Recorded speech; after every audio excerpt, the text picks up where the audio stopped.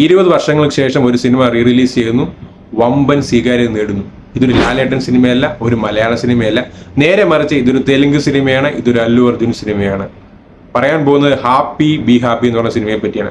അതിന് മുമ്പ് നമ്മൾ ഒരു 20-21 കൊല്ലം പുറകോട്ട് പോവുകയാണെങ്കിൽ നമുക്കറിയാം, ഒരു 2007-2008 കാലഘട്ടം നോക്കുകയാണെങ്കിൽ മലയാള സിനിമയിൽ യൂത്ത് ആക്ടേഴ്സ് ഉണ്ടെങ്കിൽ കൂടിയും ഒരു വേവ് ക്രിയേറ്റ് ചെയ്യുന്ന ആക്ടേഴ്സ് കുറവായിരുന്നു.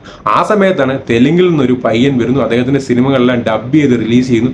ഇവിടെ യൂത്തിന്റെ ഇടയിൽ ഭയങ്കര സ്വീകാര്യം നേടുന്നു. അത് മറ്റാരുമല്ല, സാക്ഷാൽ അല്ലു അർജുൻ. ആര്യ എന്ന് പറഞ്ഞ സിനിമയാണ് ഇവിടെ വമ്പൻ ഹിറ്റായി. പിന്നീട് വന്ന ആര്യ 2, ഹാപ്പി, അങ്ങനെ ബണ്ണി, അങ്ങനെ ഒരുപാട് സിനിമകൾ ഉണ്ടായിരുന്നു. ഇവയെല്ലാം സൂപ്പർ ഹിറ്റുകളായിരുന്നു.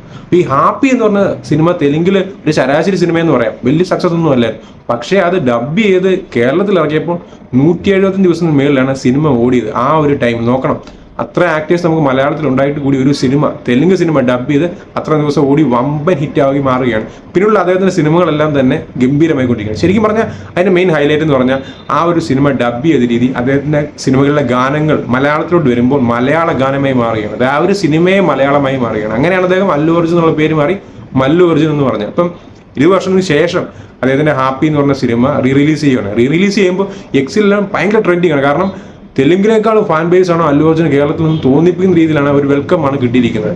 അപ്പൊ അത്രത്തോളം ഒരു സ്വീകാര്യത നേടിയ നടനാണ് അല്ലു അർജുൻ എന്ന് പറയുന്നത്. അപ്പൊ ഇനി വരാൻ പോകുന്ന അദ്ദേഹത്തിന്റെ സിനിമകളും ഇതുപോലെ വമ്പൻ ഹിറ്റ് ആകട്ടെ എന്ന് ആശംസിക്കുന്നു.